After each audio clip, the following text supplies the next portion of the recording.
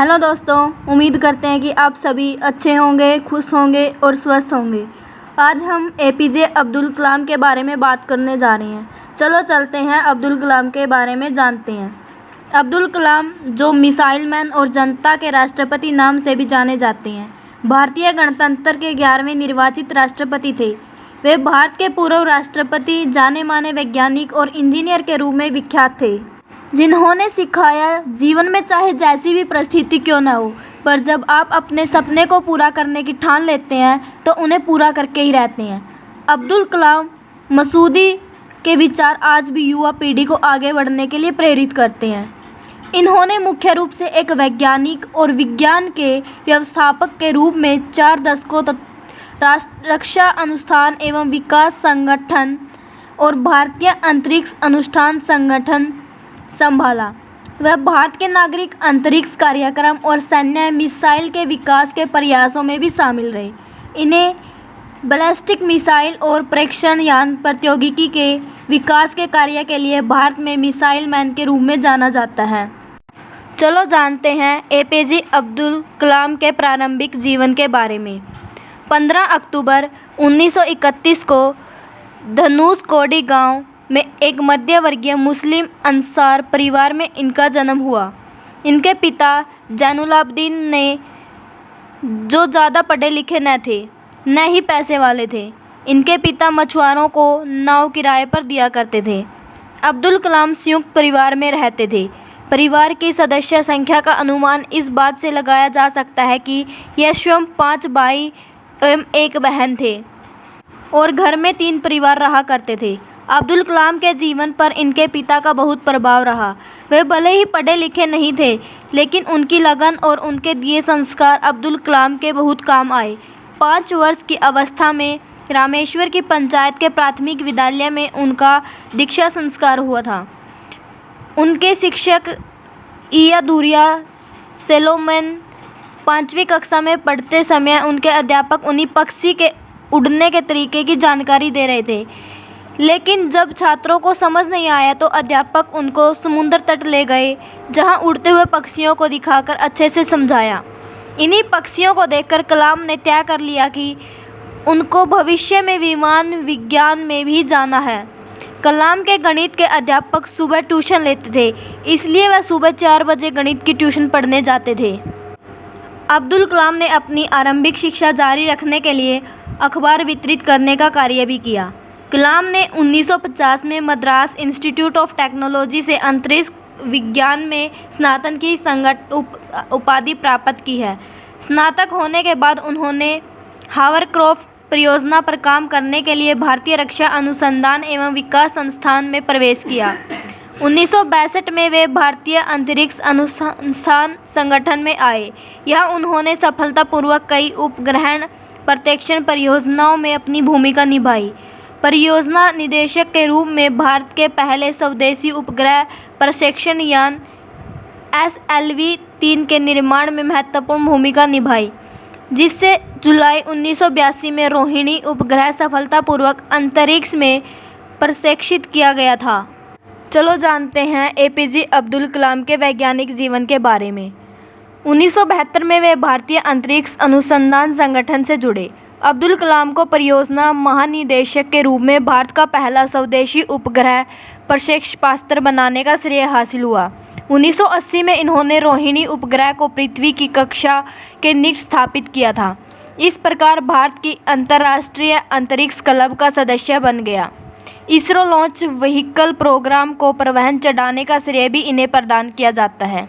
कलाम ने स्वदेशी लक्ष्यभेदी नियंत्रित प्रक्षेपास्त्र को डिज़ाइन किया। इन्होंने अग्नि एवं पृथ्वी जैसे प्रक्षेपास्त्रों को स्वदेशी तकनीक से बनाया था। कलाम जुलाई 1992 से दिसंबर 1999 तक रक्षा मंत्री के विज्ञान सलाहकार तथा सुरक्षा शोध और विकास विभाग के सचिव थे। चलो चलते हैं राष्ट्रपति दायित्व से मुक्ति के बाद एपीजे के बारे में। कार्यालय छोड़ने के बाद कलाम भारतीय प्रबंधन संस्थान शिलोंग, भारतीय प्रबंधन संस्थान अहमदाबाद, भारतीय प्रबंधन संस्थान इंदौर व भारतीय विज्ञान संस्थान बेंगलोर के मानद फेलो व एक विजिटिंग प्रोफेसर बन गए। भारतीय अंतरिक्ष विज्ञान एवं प्रौद्योगिकी संस्थान त्रिवेंद्रपुरम के कुलाधिपति, अन्ना विश्वविद्यालय में एयरोस्पेस इंजीनियरिंग के प्रोफेसर और भारत भर में कई अन्य शैक्षणिक और अनुसंधान संस्थानों में सहायक बन गए। उन्होंने बनारस हिंदू विश्वविद्यालय और अन्ना विश्वविद्यालय से सूचना प्रौद्योगिकी और अंतर्राष्ट्रीय सूचना प्रौद्योगिकी संस्थान हैदराबाद में सूचना प्रौद्योगिकी के क्षेत्र में पढ़ाया। मई 2012 में कलाम ने भारत के युवाओं के लिए एक कार्यक्रम भ्रष्टाचार को हराने के लिए एक केंद्रित विषय के साथ मैं आंदोलन को क्या दे सकता हूँ का शुभारंभ किया।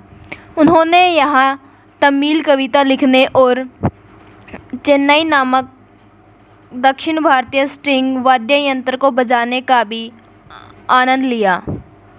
चलो जानते हैं एपीजे अब्दुल कलाम का निधन कैसे हुआ। 27 जुलाई 2015 की शाम अब्दुल कलाम भारतीय प्रबंधन संस्थान शिलोंग में रहने योग्य ग्रह पर एक व्याख्यान दे रहे थे जब उन्हें जोरदार दिल का दौरा हुआ और ये बेहोश होकर गिर पड़े। लगभग 6:30 गंभीर हालत में इन्हें बेथानी अस्पताल में आईसीयू में ले जाया गया और 2 घंटे के बाद इनकी मृत्यु की पुष्टि कर दी गई।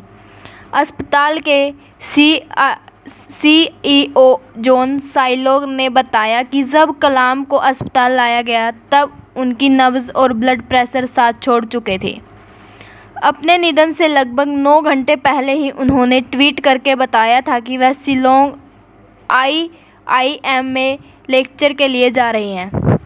कलाम अक्टूबर 2015 में 84 साल के होने वाले थे। मेघालय के राज्यपाल षणमुखनाथन अब्दुल कलाम के हॉस्पिटल में प्रवेश की खबर सुनते ही सीधे अस्पताल में पहुंच गए। बाद में षणमुखनाथन ने बताया कि कलाम को बचाने की चिकित्सा दल की कोशिश के बाद भी शाम 7:45 पर उनका निधन हो गया।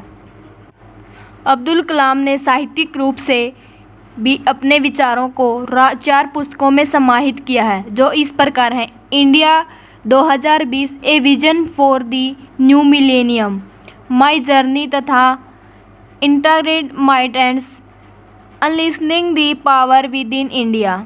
इन पुस्तकों का कई भारतीय तथा विदेशी भाषाओं में अनुवाद हो चुका है। इस प्रकार यह भारत के एक विशिष्ट वैज्ञानिक थे जिन्हें 40 से अधिक विश्वविद्यालयों और संस्थानों से डॉक्टरेट की मानद उपाधि प्राप्त हो चुकी है। भारत सरकार द्वारा उन्हें 1981 में पद्म भूषण और 1990 में पद्मा भूषण का सम्मान प्रदान किया गया जो उनके द्वारा इसरो और DRDO में कार्यों के दौरान वैज्ञानिक उपलब्धियों के लिए तथा भारत सरकार के वैज्ञानिक सलाहकार के रूप में कार्य हेतु प्रदान किया गया था।